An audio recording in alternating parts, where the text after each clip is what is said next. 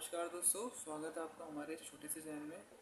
तो आज बात करेंगे यूपी टेट के पेपर के बारे में। आज हम बात करने वाले हैं यूपी टेट के पेपर के बारे में, जो कि आपका 2022 में हुआ था। ठीक है, और मैथ्स का जितने भी क्वेश्चन आए थे इस पेपर में 2022 के यूपी टेट के पेपर में, आज हम वो सब डिस्कस करने वाले हैं आज की क्लास में। ठीक है, तो ज़्यादा समय ख़राब ना करते हुए आज हम अपने जो मेन मुद्दे पे उस पर बात करते हैं। तो जो पहला क्वेश्चन था वो ये था कि आपको यूपी टेट के पेपर में क्या होता है। आपके जो क्वेश्चन है, एक क्वेश्चन ये आया था, सेकंड पेपर की बात करूँ मैं, पेपर सेकंड। यूपी टेट में पेपर सेकंड की बात करूँ, मैथ के पोर्शन की। ठीक, चलिए। तो सेकंड पेपर जो था यूपी टेट का, तो उसमें मैथ का जो क्वेश्चन था वो ये था। मिक्स क्वेश्चन आते हैं। सबसे पहली बात, साइंस और मैथ मिक्स आती है। ऐसा नहीं कि पहले साइंस के क्वेश्चन हो जाएंगे या फिर पहले मैथ के हो जाएंगे, मिक्स आते हैं। कभी साइंस के पूछ लेता है लगातार, कभी फिर बीच में मैथ का डाल देता है। तो इस तरह से पूछता है, मिक्स टाइप का होता है। तो एक पहला क्वेश्चन ये था, हमें वैल्यू दे रखी थी, सॉरी एक सेकेंड, हमें वैल्यू दे रखी थी एक्स की।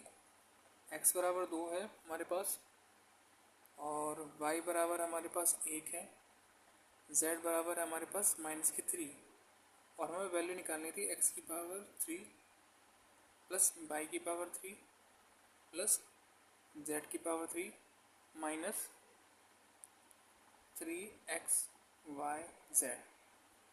तो हमारे पास ये क्वेश्चन था। हमें ये सब वैल्यू दे रखी थी, x की, y की, z की। ये z है और हमें ये वाली वैल्यू फाइंड आउट करनी थी। ठीक है, तो अब अगर आप देखोगे एक्स वाई जेड, ठीक, एक्स वाई जेड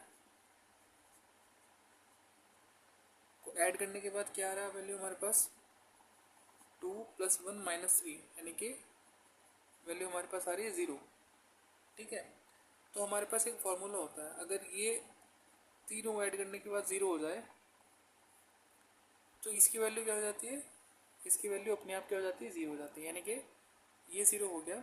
आपने ये अलजेब्रा में पढ़ा होगा, 3xyz = 0। तो इस क्वेश्चन का आंसर क्या हो गया, 0 हो गया। ठीक है, ये अलजेब्रा का क्वेश्चन था। अब चलते हैं अपने क्वेश्चन नंबर 2 पर।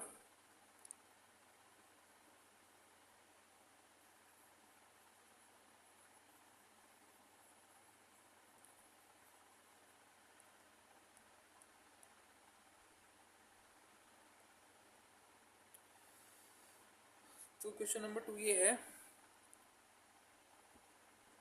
x के लिए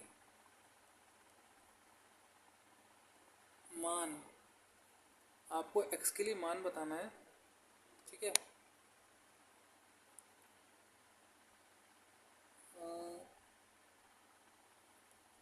निम्न आंकड़ों का बहुलक क्या होता है, जो सबसे ज़्यादा बार आता है, यानी कि मोड 27 है। ठीक है, हमारे पास मान दे रखे हैं 25, 26, 27, 23, 27, 26, 24, x, 27, 26, 25 और 25। अब हमें दे रखा है कि हमारे पास बहुलक क्या है, यानी कि मोड क्या है, हमारे पास 27 है, यानी कि 27 क्या आ रहा होगा, इन आंकड़ों में सबसे ज़्यादा बार आ रहा होगा। ठीक है, जितने भी हमें नंबर दे रखे हैं उसमें सबसे ज़्यादा बार क्या आ रहा होगा, 27 आ रहा होगा। ठीक है, बस तो इसका सिंपल सा आंसर हो जाएगा। अब यहाँ पर काउंट कर लो कि 27 कितनी बार आ रहा है, 1 2 3, 27 सबसे ज़्यादा बार आना चाहिए क्योंकि बहुलक 27 है। अब देख लो कि 27 से ज़्यादा कोई तो नहीं आ रहा, वरना सवाल गलत हो जाएगा। 25 की बात कर लेते हैं। यहाँ पे 25 1 2 3 3 बार आ रहा है, तो 3 बार हमारा 27 ऑलरेडी आ चुका है। ये रहा, ये रहा और ये रहा। अब ये जो x की वैल्यू होगी वो 27 होगी, तो x बराबर क्या आ जाएगा, 27 आ जाएगा। ये सवाल ऐसे हैं जब आप करोगे ना बार बार तो ये आपको समझ में आ जाएंगे, बहुत ईजी सवाल होते हैं। ठीक है, ये हमारा हो गया दूसरा क्वेश्चन। हम बात करते हैं नेक्स्ट क्वेश्चन की, चलते हैं अगले क्वेश्चन पर।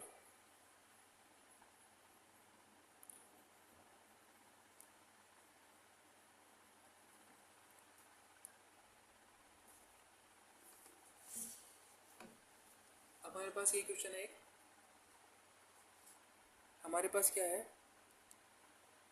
ए बी सी डी एक चक्रीय चतुर्भुज है। कैसा, चक्रीय चतुर्भुज। ठीक है,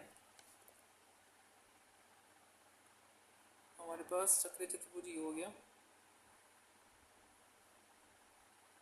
हमारे सर्कल हो गया, और हमारे पास ये हो गया चक्रीय चतुर्भुज ए बी सी डी। ये हो गया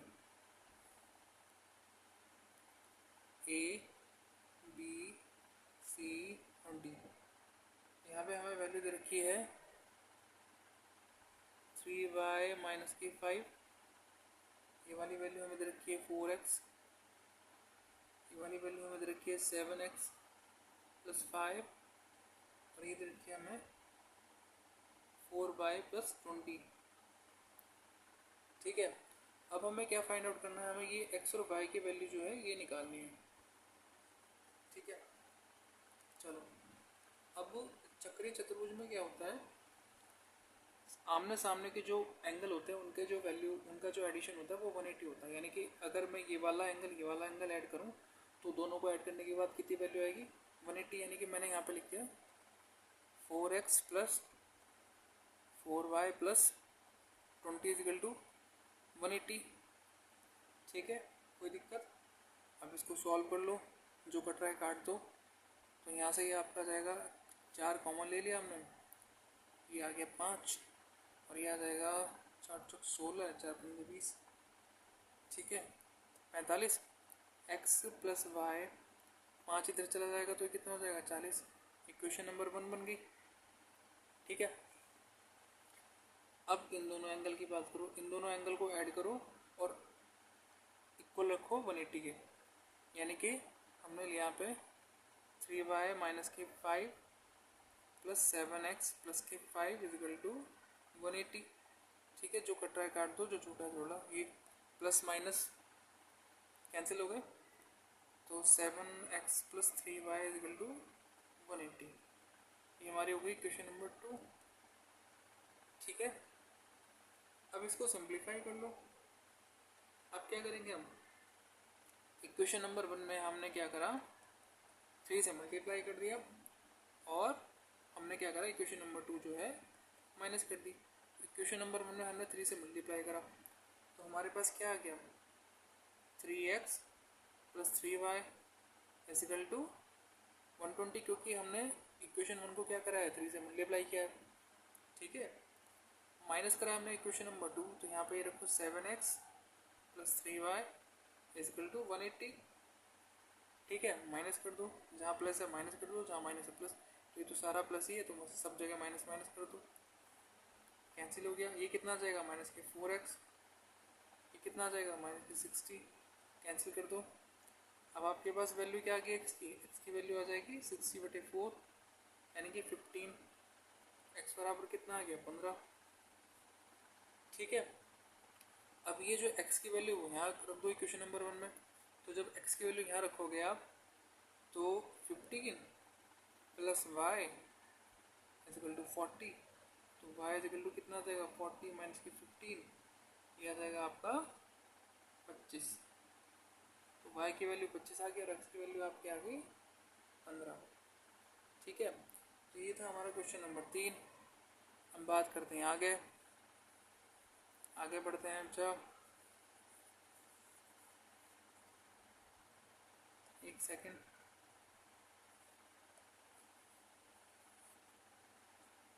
सेकंड, रुक जाइए ज़रा।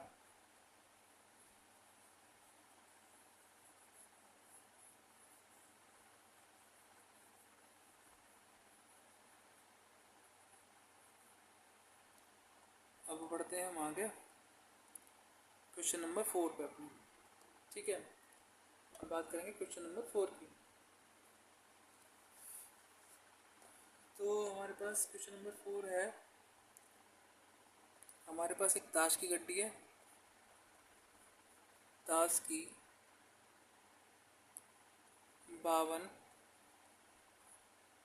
पत्तों की गड्डी से एक पत्ता स्वेच्छा यानी कि अपनी इच्छा से, ये प्रायिकता का क्वेश्चन है, स्वेच्छा से निकाला जाता है। क्या प्रायिकता है कि पत्ता हुकुम का हो? क्या प्रायिकता है कि पत्ता हुकुम का हो या फिर इक्का? तो ये है, आपने क्या करा, 52 ताश के पत्तों की गड्डी होती है, आपने एक पत्ता निकाला उसमें से अपनी इच्छा से, तो उसकी क्या प्रायिकता है, क्या प्रोबेबिलिटी है कि वो या तो हुकुम का हो या फिर इक्का का हो। ठीक है, अब आपको पता है कि हुकुम के जो पत्ते होते हैं गड्डी में वो कितने होते हैं, अगर आप काउंट करोगे तो हुकुम के पत्ते कितने होते हैं गड्डी में, एक ये होते हैं आपके 13। ठीक है, और इक्के के पत्ते कितने होते हैं, ये होते हैं 4। ठीक है, तो अगर एक इक्का वाला पत्ता ही हुकुम होगा तो उसकी क्या प्रायिकता होगी। ठीक है, तो यहाँ लिख देंगे एक इक्का वाला पत्ता भी हुकुम होता है। तो जो आपका एक इक्के का जो पत्ता होता है वो भी क्या होता है, हुकुम होता है। ठीक है, इक्के का जो पत्ता होता है वो भी किस में काउंट होता है, हुकुम में काउंट होता है। तो अब जो प्रायिकता बनेगी वो क्या बनेगी, प्रोबेबिलिटी इज इक्वल टू, ये 4 होते हैं 52 में से। ठीक है, तो 4 टोटल प्रायिकता क्या आती है, नीचे आती है टोटल जो पॉसिबिलिटी होती है, और है कितने 4, प्लस ये आपके 13 होते हैं, लेकिन एक जो इक्का होता है वो हुक्म होता है, तो ये कितने हो जाएंगे, इसलिए ये 12 हो जाएंगे, ये भी 52 में से निकलेंगे। तो क्या आ जाएगा 52, जब इनका एलसीएम लेंगे तो नीचे सेम आएगा, ऊपर क्या हो जाएगा 16, तो ये आ जाएगा आपका 4 और 13 यानी कि 4/13। ठीक है, तो ये आपका आंसर हो गया। अब आगे बढ़ते हैं, ये हमारा चौथा क्वेश्चन हो गया। अब आगे बढ़ते हैं,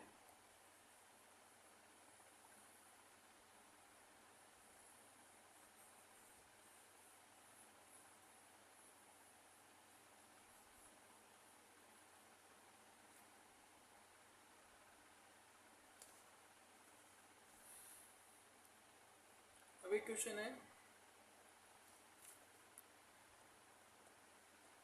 एक कंपनी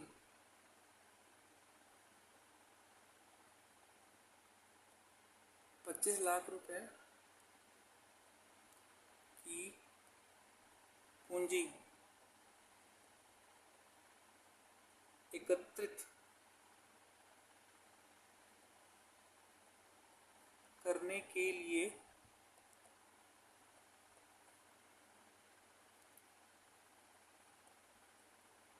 शेयरों का विज्ञापन करती है।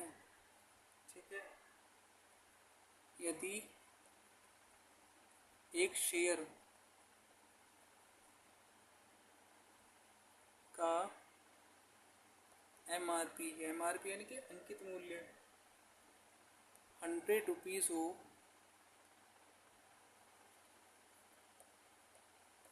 तो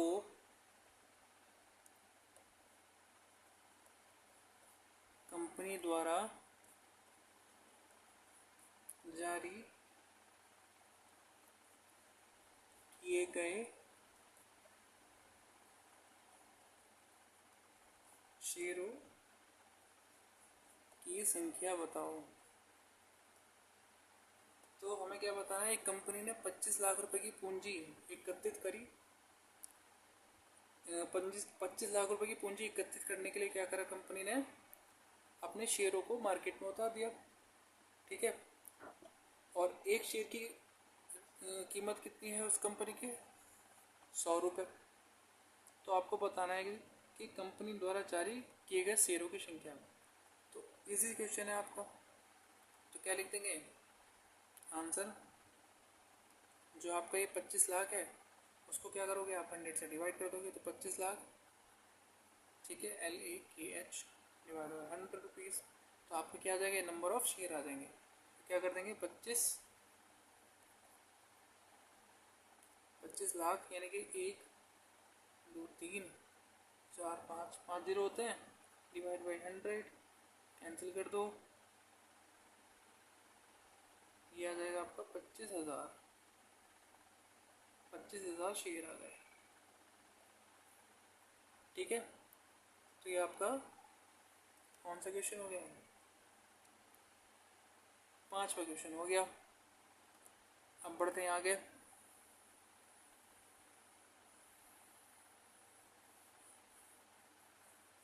ये सारे आपके PYQ क्वेश्चन ये मैथ्स के। ठीक है, इतना कोई टफ पेपर नहीं आता। अब चलते हैं अपने 6 क्वेश्चन पर। तो एक समचतुर्भुज के विकर्ण 10 सेंटीमीटर और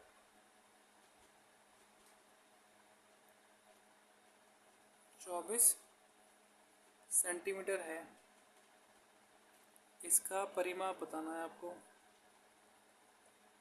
इसका परिमाप बताओ। तो ये कैसे होगा, इजी क्वेश्चन है। समचतुर्भुज यानी कि रोम्बस की बात कर रहे हैं। ठीक है, तो ये आपका रोम्बस हो गया। डायग्राम पर ध्यान मत देना, ज़्यादा सही नहीं होना। ABCD ये आपका रोम्बस हो गया। ठीक है, और रोम्बस के जो आपके विकर्ण होते हैं वो एक दूसरे को 90 डिग्री पर काटते हैं। ठीक है, तो हमारे पास क्या दे रखा है, विकर्णों की वैल्यू दे रखी है हमें। विकर्ण D1 हमने मान लिया 10 सेंटीमीटर और D2 हमने मान के लिया है, ठीक है, 24 सेंटीमीटर। तो ए विकर्ण की वैल्यू दे रखी है 10 सेंटीमीटर, दूसरे की दे रखी है 24 सेंटीमीटर। ठीक है, अब हम क्या करेंगे, इस हाफ, एक तो जो विकर्ण होते हैं समचतुर्भुज के एक दूसरे को 90 डिग्री पे काटते हैं, और दूसरी बात एक दूसरे को मिड पे काटते हैं यानी कि हाफ पे काटते हैं। तो ओडी की बात अगर मैं कर लूँ तो ओडी कितना हो जाएगा, ठीक है, ये मेरा डी हो गया, D2 हो गया, ये वाला D2 हो गया, और ये मेरा D1 हो गया विकर्ण। तो D2 में हाफ कितना होगा ओडी, तो ये हो जाएगा 24/2 यानी कि 12 सेंटीमीटर। ठीक है, सेम एज अगर मैं D1 की बात करूँ, ये मेरा D1 है, D1 में मैंने ये OC बोल दिया, तो OC की बात करूँ तो ये कितना हो जाएगा, OC मेरा 10 सॉरी AC/2, तो ये मेरा आ जाएगा 5 सेंटीमीटर। तो ये मेरी होगी 12 सेंटीमीटर, ये मेरा हो गया 5। तो मैं इसकी वैल्यू निकाल रहा हूँ क्योंकि एक दूसरे को 90 डिग्री पे काटते हैं। तो हम यहाँ पे कौन सी इक्वेशन लगा लेंगे, पाइथागोरस थ्योरम लगा लेंगे। ठीक है, तो DC क्या आ जाएगा, DC क्या आ जाएगा आपका OD का स्क्वायर प्लस OC का स्क्वायर। तो OD कितना है मेरे पास, OD है मेरे पास 12 का स्क्वायर, OC कितना है 5 का स्क्वायर। तो ये कितना जाएगा आपका, जब इसको आप सॉल्व करोगे तो √169 = 13। तो DC मेरा कितना आ गया 13, और रोम्बस में क्या होता है, रोम्बस में जो आपके सारे जो साइड होती हैं वो इक्वल होती हैं, ठीक है। तो इसका परिमाप क्या आ जाएगा, समचतुर्भुज सॉरी